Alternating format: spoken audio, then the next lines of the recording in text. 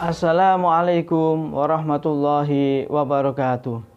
Alhamdulillahirabbil alamin. Wassalatu wassalamu ala sayyidina wa habibina wa qurrati a'yunina Muhammadin sallallahu alaihi wasallam wa ala alihi wa ashabihi ajma'in, amma ba'du. Alhamdulillah, dalam kesempatan yang berbahagia ini jumpa lagi di channel YouTube dalam rangka kita melakukan pembelajaran kitab Mahabati Fikih. Semoga pertemuan demi pertemuan kita selalu mendapatkan hidayah Allah Subhanahu wa taala.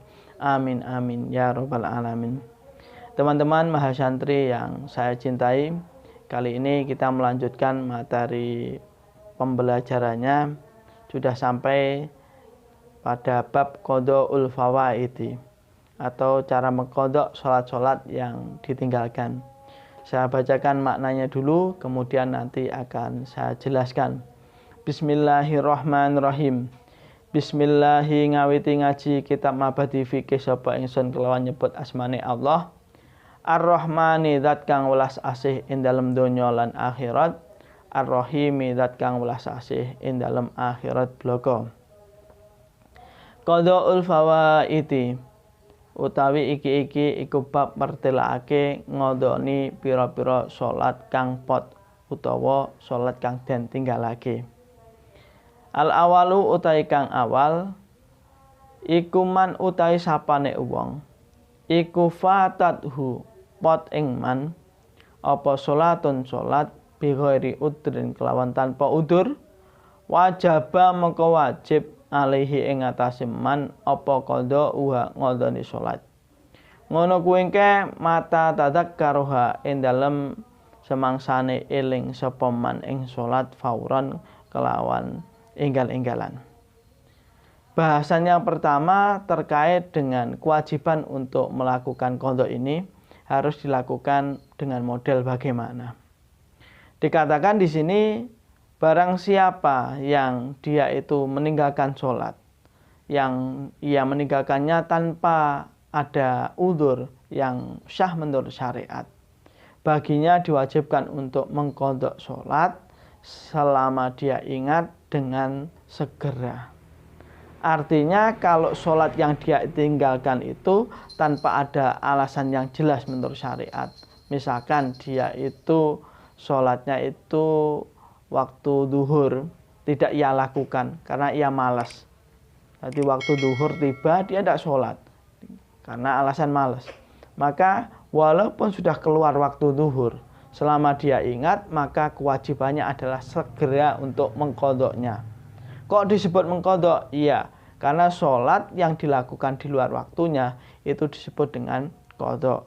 Kalau sholat dilakukan di waktunya sholat itu namanya adalah ada.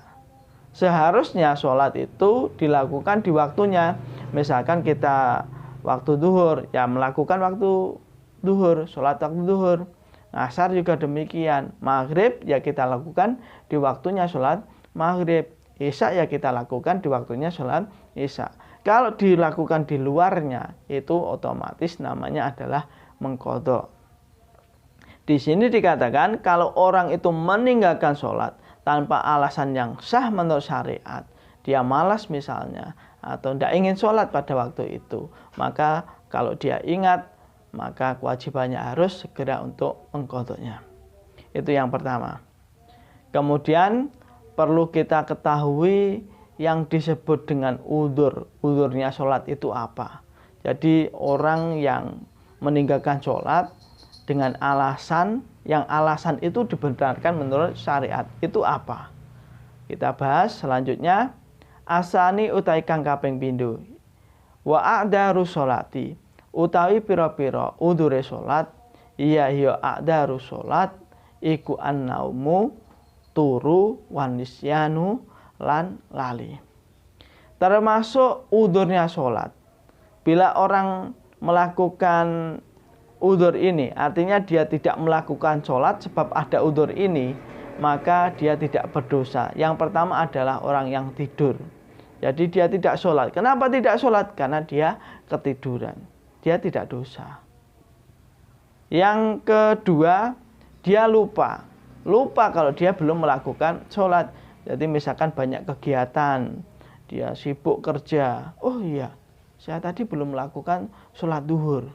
Lah, alasan yang demikian itu tidak apa-apa, asalkan tidak dimain-main dan tidak disengaja untuk dilupa-lupakan. Ya, yang tidak boleh itu alasannya tidur, tapi dia tidurnya itu sudah masuk waktu duhur, misalkan. Allahu Akbar, masuk duhur, dia berangkat tidur. Padahal itu sudah masuk waktu duhur, dia berangkat tidur, ternyata dia bangun sudah masuk waktu asar.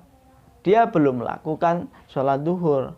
Yang demikian itu tidak boleh, karena dia sembrono. Seharusnya sebelum dia tidur, dia sholat dulu, karena waktu duhur telah masuk. Kalau tidur yang mode semacam itu, karena dia ceroboh, maka itu disebut dengan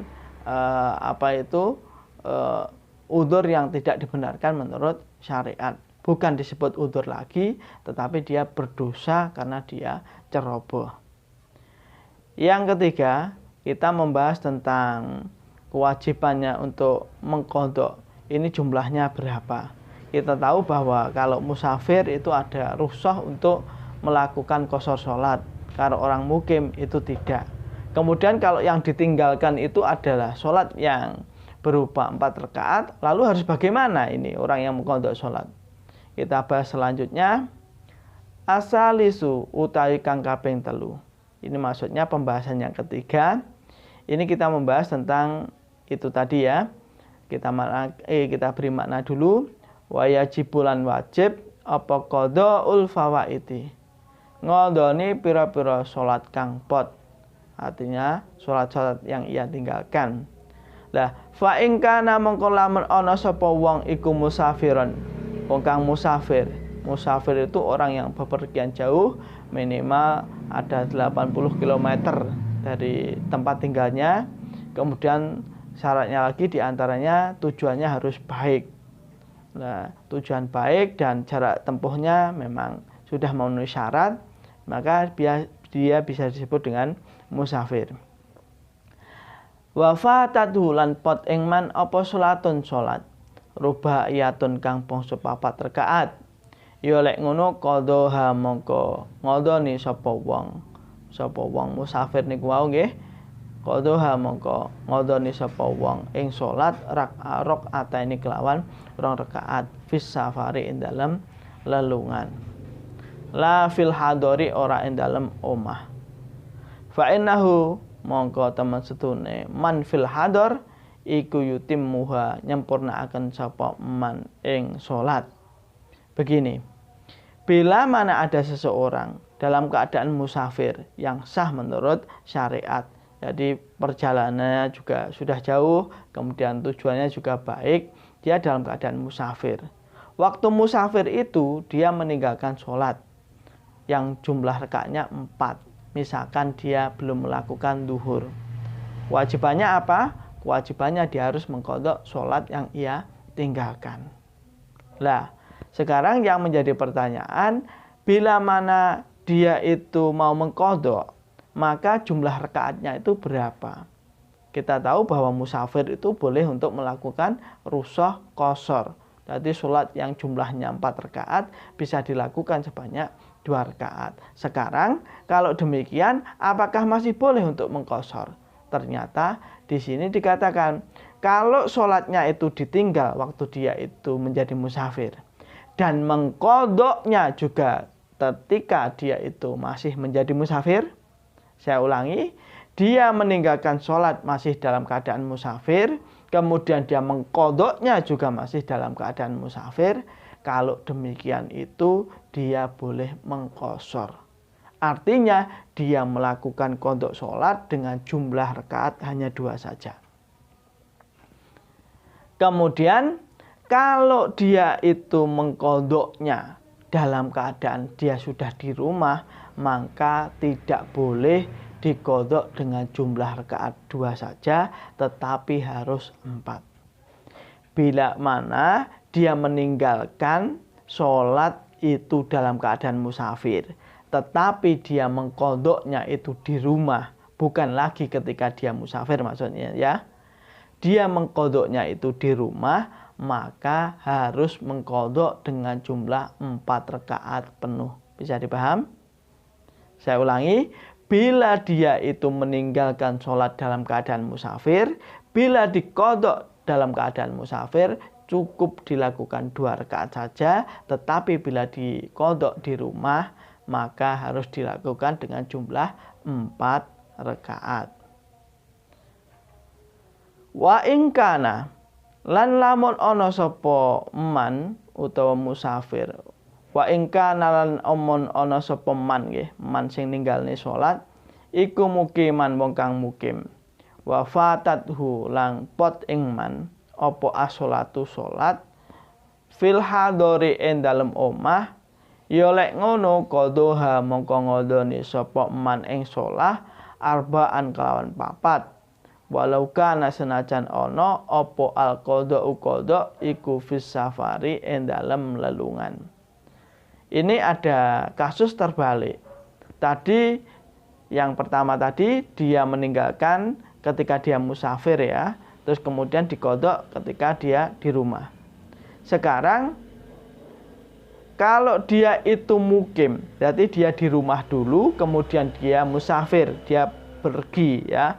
Di rumah dia meninggalkan sholat, artinya dia itu seharusnya melakukan sholat, tetapi dia belum melakukan sholat di rumah ya.